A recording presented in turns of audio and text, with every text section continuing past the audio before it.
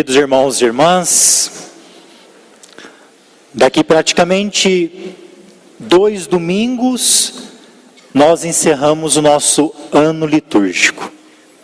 Hoje nós estamos celebrando o 32º domingo do tempo comum, no próximo 33º e no 34º, então, a gente celebra o encerramento do ano do laicato com a solenidade de Cristo, Rei do Universo.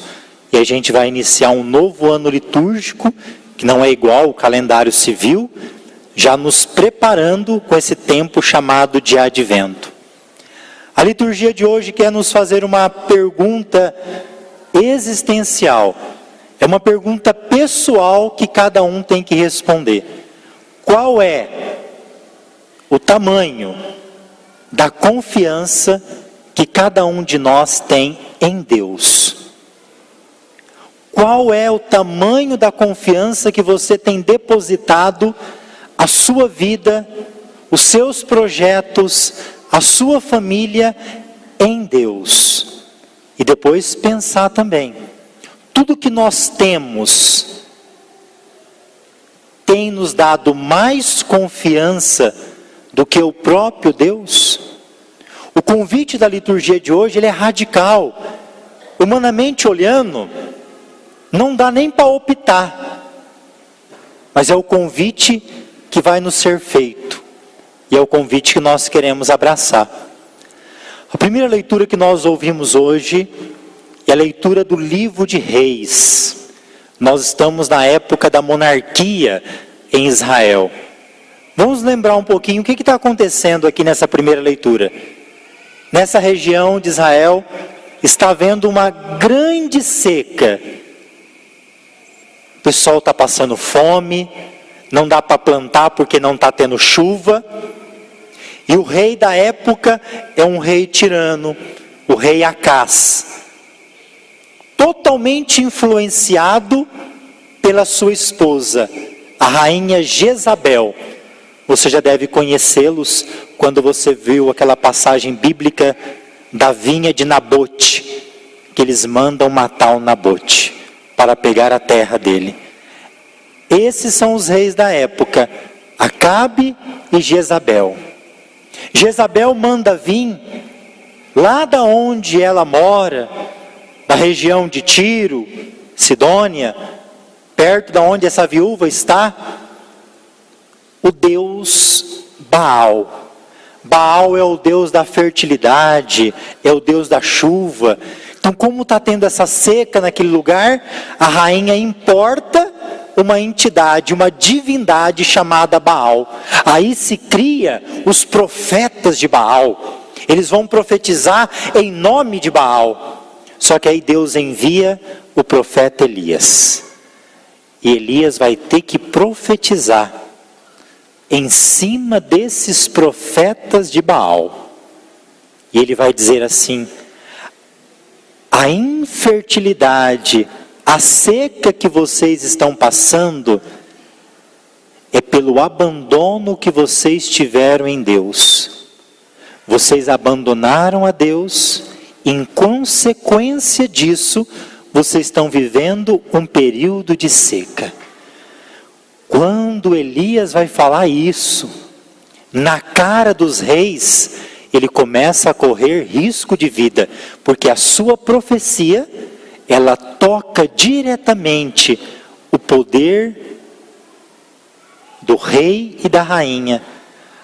Ela toca o poder religioso falso, que é dessas entidades de Baal, que estão querendo colocar na cabeça do povo. Primeira pergunta: o batismo que nós temos, além de nós sermos sacerdotes e reis, ele nos dá a profecia. Nós temos sido profeta dessa maneira, sem medo de falar as verdades de Deus? É a missão de Elias. Ele é condenado à morte. A rainha Jezabel manda matá-lo. Então ele foge. No percurso, ele vai ser alimentado de manhã e à tarde pelos corvos. O corvo vinha e alimentava o profeta. Hoje, ele está fugindo para uma região pagã, chamada Sarepta. É em Sarepta que nós lemos o texto da liturgia de hoje. Lá ele vê uma pobre viúva pegando alguns gravetos de lenha. A seca é tanto que ela só conseguiu apanhar 2 gravetinhos de lenha. E Elias pede para ela: por favor, traze-me um pouco de água na vasilha. E a mulher então, ela sai e vai lá buscar água. Logo ele pede de novo: por favor, espera um pouco, junto com a água, traz-me também um pedacinho de pão. Aquela mulher deve ter ficado muito incomodada, porque ela não tinha nada na casa dela. Ela não tinha nada, e chega agora esse profeta estrangeiro, pede água e ela vai buscar, ele ainda pede pão. Talvez, se fosse alguém que estivesse numa situação dessa, teria mandado o profeta Elias caçar sapo, né? Ou vai trabalhar, né? O que a gente normalmente fala: vai trabalhar, eu não tenho nada em casa, você está querendo que eu te dê isso? E aí ela vai invocar o Deus de Elias. Ela diz para ele assim: pelo Senhor, teu Deus. Está dizendo para ele, ela não é dessa religião dele, mas ela implora ao Senhor Deus para que ele compreenda. Pelo Senhor teu Deus, eu não tenho nada. O que eu tenho aqui em casa é um restinho de farinha que sobrou, muito pouco, um pouquinho de azeite. E eu estou me preparando com esses 2 gravetos que eu peguei para fazer um foguinho e fazer um pequeno pedaço de pão, para que eu e meu filho possa comer e esperar a morte. Não é uma esperança na vida, eles vão comer e esperar a morte. Jesus, na última ceia, ele come a última refeição para esperar a sua morte, a sua entrega. E agora Elias vai fazer um convite para ela, que talvez ela nunca tivesse ouvido. Talvez o que a gente corretamente pensaria: deixa a mulher fazer o pão dela e comer. Mas Elias dá uma outra opção, muito mais elevada do que essa. Não temas, confia, vai e faz o que eu te mandei fazer.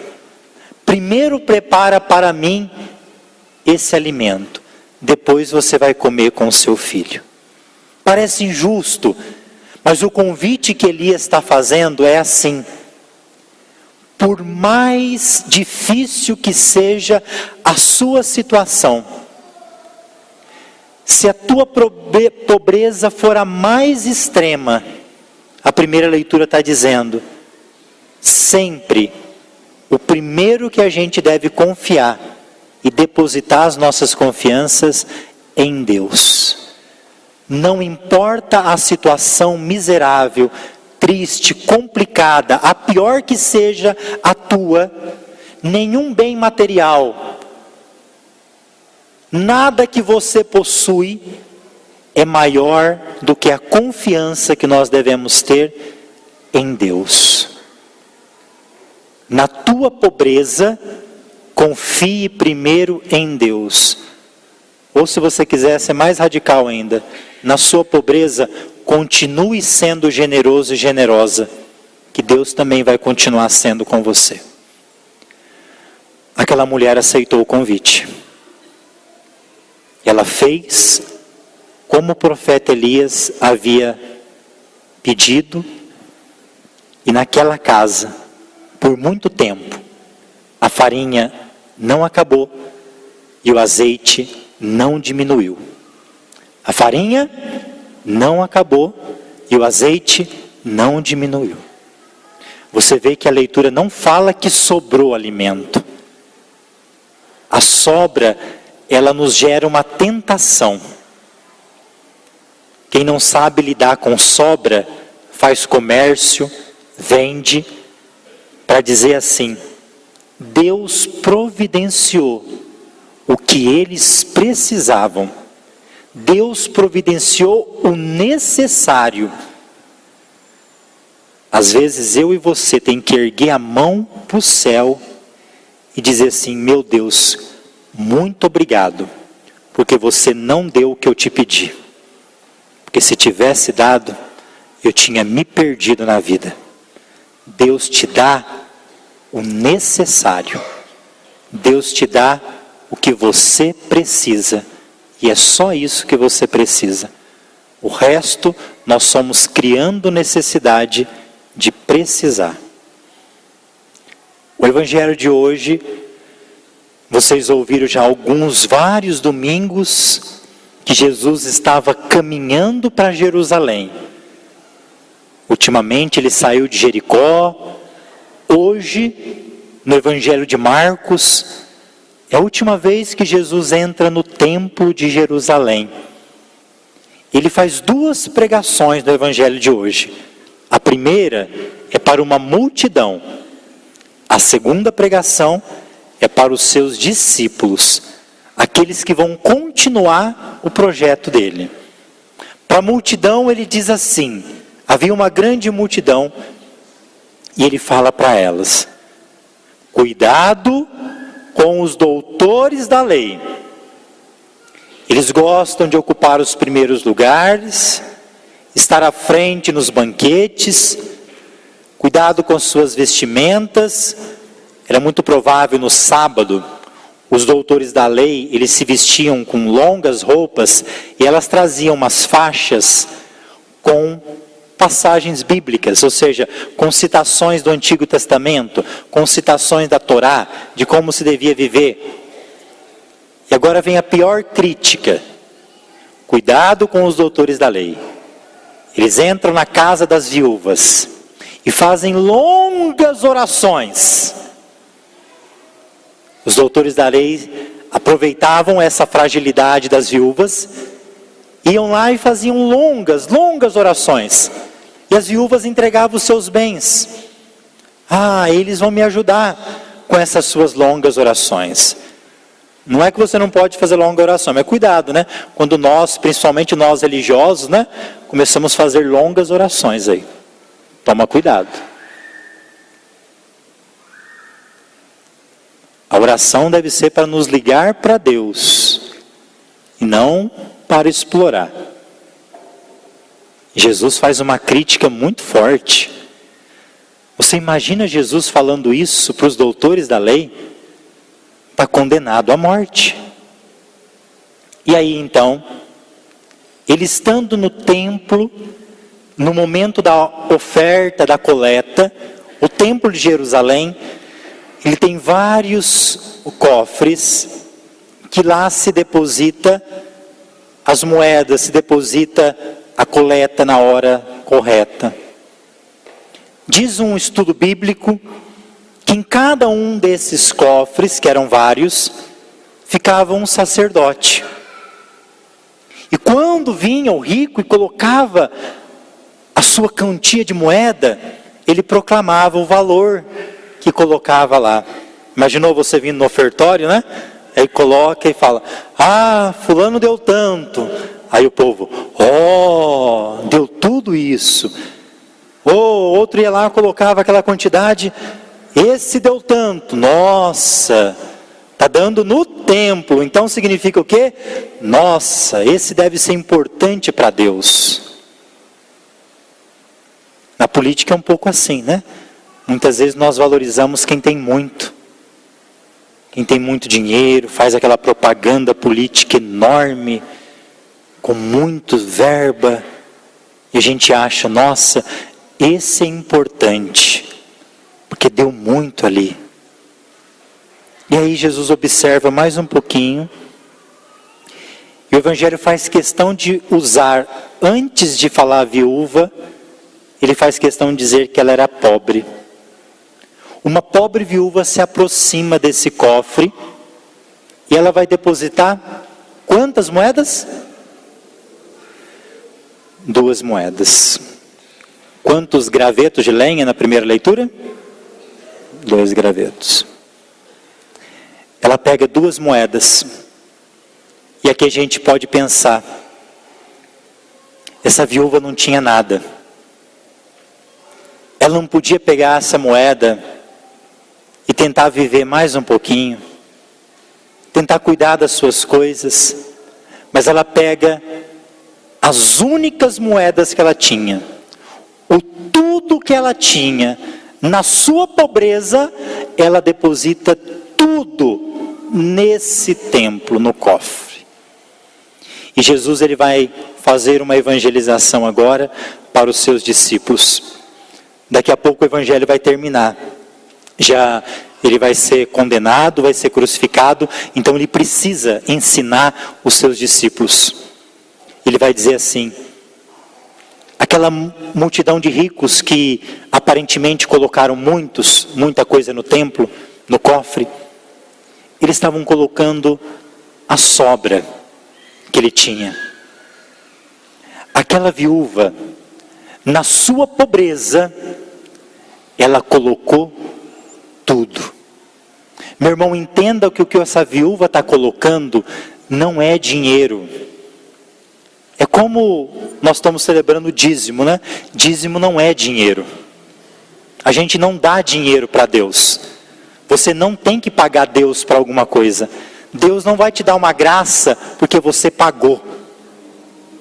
Quando você dá o dízimo, você faz como a viúva, é uma confiança.